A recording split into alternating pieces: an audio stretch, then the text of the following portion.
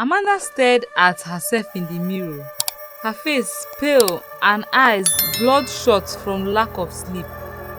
She had only a day left to complete Tina's horrific task or suffer the consequences. Her chest tightened with anxiety as she remembered what Tina had demanded: to seduce Mr. Eze, the innocent mathematics teacher, and frame him for inappropriate behavior. It was unthinkable. Yet, Tina's threats echoed in her mind. Failure will cost you everything. She had spent the last few days trying to get closer to Mr. Eze, forcing herself on him, asking for extra lessons, and lingering after class. The more time she spent with him, the more impossible the task became. He was a good man, too kind and decent to fall into Tina's trap. Amanda's heart ached with guilt as she contemplated the decision she had to make. That afternoon, Amanda walked to Mr. Eze's office, her steps heavy with dread. As she knocked on the door, her heart pounded like a drum in her chest. "Come in," Mr. Eze's voice called out from inside. She opened the door, and there he was, sitting behind his desk, grading papers. He looked up and smiled warmly. "Ah, Amanda, come in, take a seat. How can I help you today?" he asked. Her hands trembled as she sat down, struggling to find her voice. This was it, the moment where she would either betray a good man or face the wrath of Tina. She couldn't go through with it. Amanda looked at Mr. Eze's kind face and knew that there was no way she could harm him. I needed to tell you something important," Amanda began, her voice barely above a whisper. She looked down at her trembling hands. It's about Tina," she stuttered. The words caught in her throat. She tried again, but her mouth refused to move. It was as if an invisible force had locked her jaw shut. Her tongue felt heavy. Panic surged through her body as she desperately tried to speak. She gasped for air, her eyes widening in fear. "Amanda, are you alright?" Mr. Eze asked. "Let me take you to the school clinic." She nodded, tears welling in her eyes. Mr. Eze led her out of the office towards the clinic, his hand gently guiding her. As they approached the clinic door, Amanda froze in her tracks. Standing by the entrance, arms crossed and smiling wickedly, was Tina. Well, what do we have here? Running to tell tales, are we?" Tina said. Amanda's heart sank as Tina approached her, a chilling smile plastered on her face. Tina leaned in close and whispered in Amanda's ear, "You have just one more day. Get it done, or you won't be so lucky next time." Amanda felt her knees buckle as a wave of dread washed over her. She couldn't speak, couldn't even defend herself. Mr. Eze looked confused, unaware of the silent war being waged between the two girls. Tina stepped back, her eyes gleaming with malice. "See you soon," she said before walking away, her laughter echoing in Amanda's ears. The next day passed in a haze of fear and regret. Amanda still couldn't speak. Her voice was trapped by the curse Tina had placed on her. She waited for the punishment to come, knowing she had failed to complete the task. As the sun set, her phone rang. It was a call from the hospital. Her mother had been in a terrible accident. Amanda's heart shattered. She ran out of her dormitory, tears streaming down her face as she made her way to the school gate. When she arrived at the hospital, her worst fears were confirmed. Her mother lay on a hospital bed, badly injured but alive. Her father stood beside her, holding her hand with a look of utter devastation. "Mama," Amanda whispered. She knew it was Tina's doing, a punishment for her failure. Guilt and hatred swelled inside her like a storm. When she returned to the school the next day, Amanda was a broken shell of herself. She couldn't focus on classes or her friends. All she could think about was Tina. The anger inside her was growing, burning like fire in her veins. Finally, during lunch, Amanda couldn't take it anymore. She stormed into the cafeteria where Tina sat, surrounded by her friends.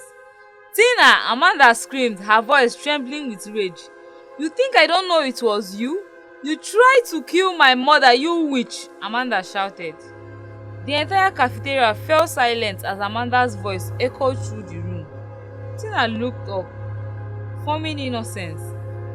"Amanda, what are you even talking about?" Tina asked. "I haven't done anything to you." "Liar!" Amanda shouted, pointing an accusing finger at her. "You're a monster. You cursed me and my family." Tina's friends began to murmur, their faces filled with confusion. Teachers who had overheard the commotion rushed into the cafeteria. "Amanda, stop this!" One of the teachers shouted. "You can't accuse someone of such terrible things without proof." Amanda's classmates began to whisper among themselves, and some even turned on her, believing Tina's innocent act. One by one, they scolded Amanda, telling her not to blame others for her misfortune.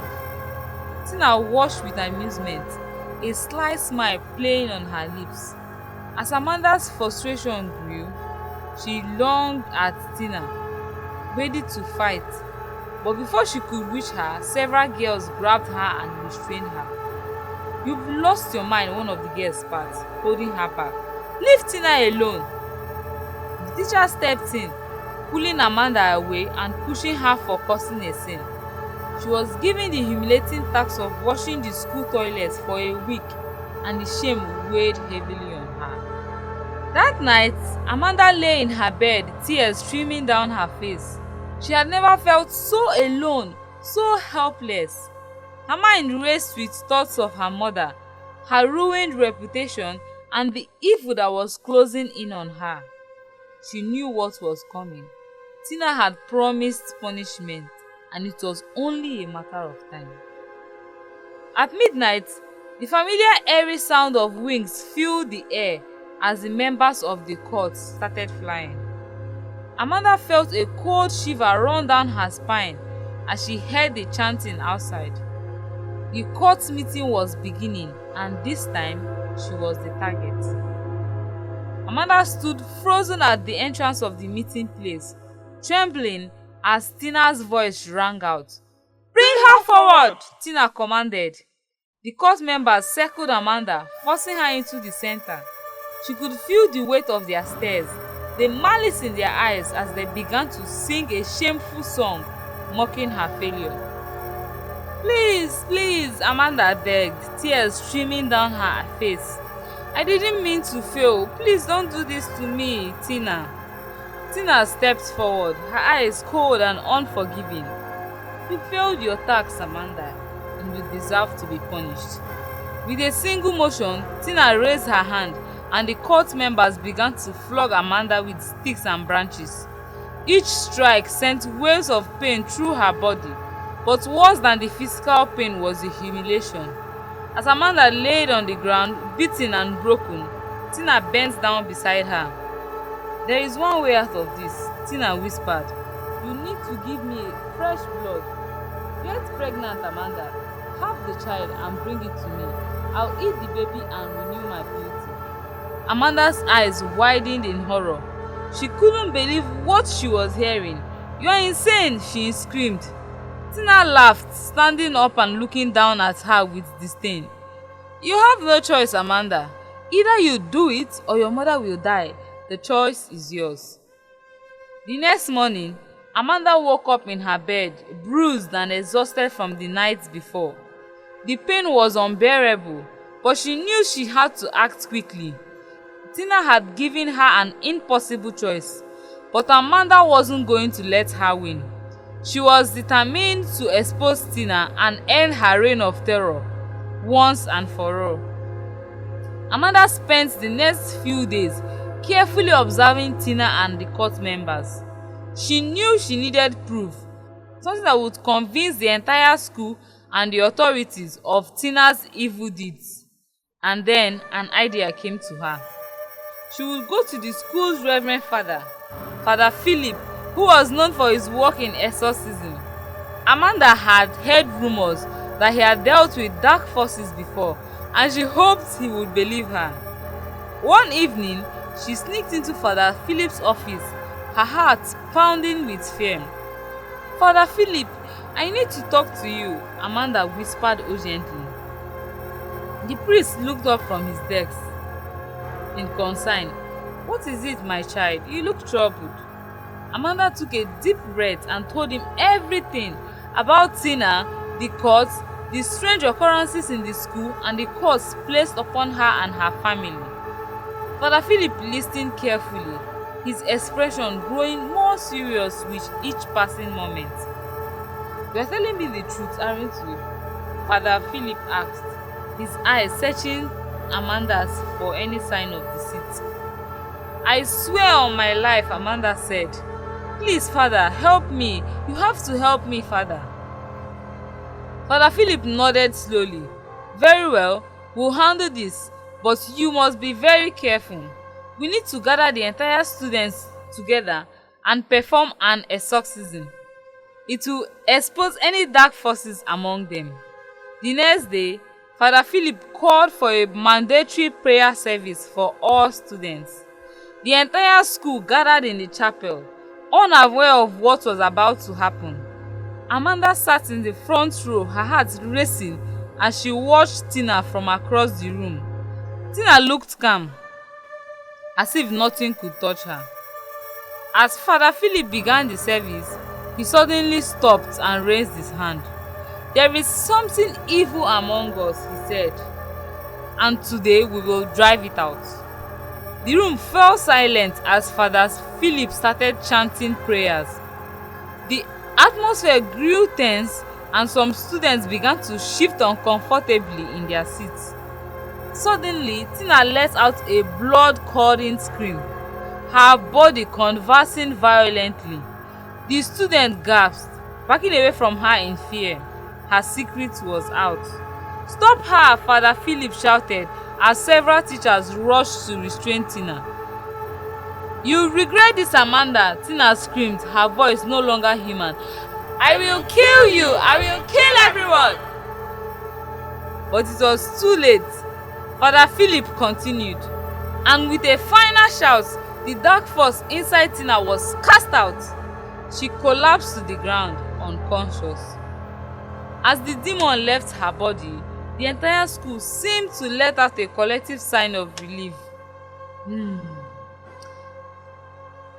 The students who had been under Tina's control were freed, their eyes returning to normal. The nightmare was over. After the whole event, the truth about Tina's secret cult spread like wildfire throughout the school. Parents were horrified, and many pulled their children out of St. Mary's Catholic School, unwilling to risk their safety. Amanda, though still shaken by the experience, felt a sense of victory. She had defeated Tina, and in doing so, she had saved not only herself but countless other students. Her mother recovered from her injuries, and Amanda's family was finally able to reunite. Her parents, realizing how much they had hurt her with their divorce, promised to work things out. The school, however, would never be the same. The story of Tina's cult and the possessed biscuit became a legend, a cautionary tale whispered among students for years to come. But in schools across the country tightened their rules, and parents grew more vigilant about the safety of their children. As for Amanda, she learned a powerful lesson. Evil could be defeated, but only if you had the courage to face it. The end. If you enjoyed this story, let us know in the comment section. Give us a thumbs up, subscribe and share with your friends. See you in the next story. Bye.